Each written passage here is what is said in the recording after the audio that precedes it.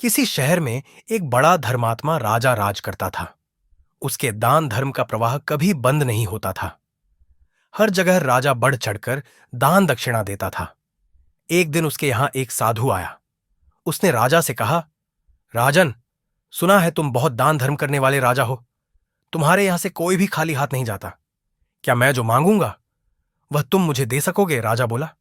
कहिए साधु महाराज, आपको क्या चाहिए?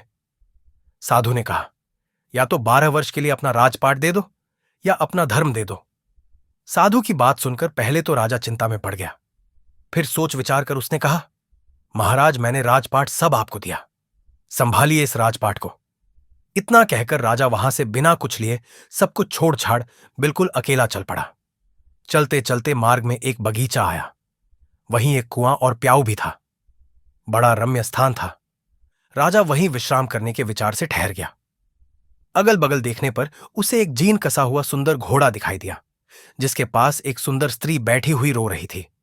राजा को स्वभावतः दया आई। उसने उस स्त्री से रोने का कारण पूछा। स्त्री बोली, महाराज, मैं एक राजकुमारी हूं।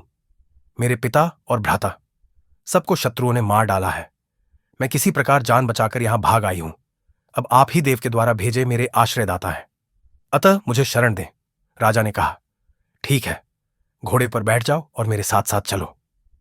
राजकुमारी बोली, नहीं नहीं महाराज, आप ही घोड़े पर चलो।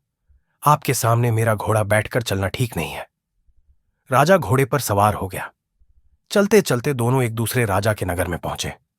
स्त्री ने कहा, आप शहर जाकर कोई बढ़िया मकान भाड़े पर ठीक करो, तब तक मैं यहीं बैठती हूं।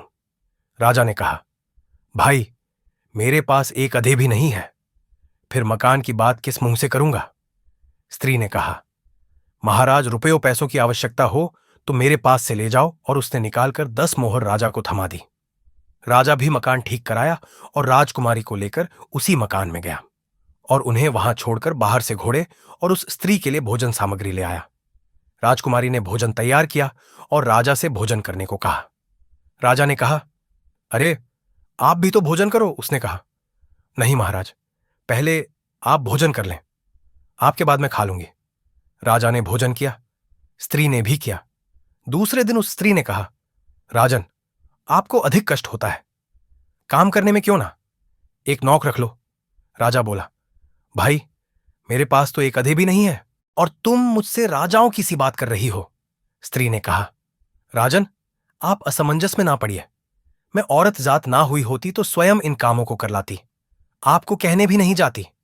रुपए पैसों की आपको जब भी आवश्यकता पड़े आप हमसे निसंकोच मांग लिया कीजिए। राजा गया और एक नौकर ले आया। कुछ दिनों के बाद उस स्त्री ने कहा, राजन, मन बहलाने के लिए कभी कभी यहां के राजा की कचहरी में चले जाया करो और वहां की कुछ बातें सुन लिया करो। अब राजा रोज कचहरी जाने लगा। उस नगर का राजा यह समझकर कि यह मेरे मंत्रियों में से किसी का संबंधी होगा, उससे कुछ ना पूछता। इधर मंत्री लोग उसकी आकृति राजा के समान देखकर राज संबंधी जानकर कुछ ना बोलते। कुछ दिन यूं ही बीत गए। एक दिन राजा और मंत्री वर्ग ने आपस में आखिर उस राजा के संबंध में बातचीत की। वह किसी का कोई संबंधी तो था ही नहीं। उनको बड़ा कौतूहल हुआ।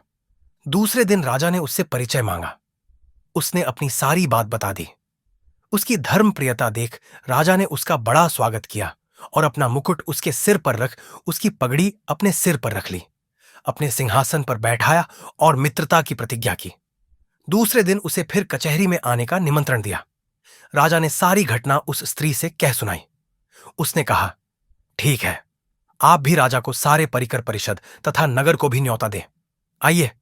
वह पहले तो हिचकिचा, या पर उसके प्रभाव तथा आग्रह को देखकर राजा उस स्त्री की बात मान गया और अगले दिन जब कचहरी गया तो राजा को सारे मंत्री परिषद सहित पूरे नगर को अगले दिन सुबह के भोज के लिए आमंत्रित किया। उस नगर का राजा हैरान होते हुए बोला, कहीं भांग वांग पी ली है क्या?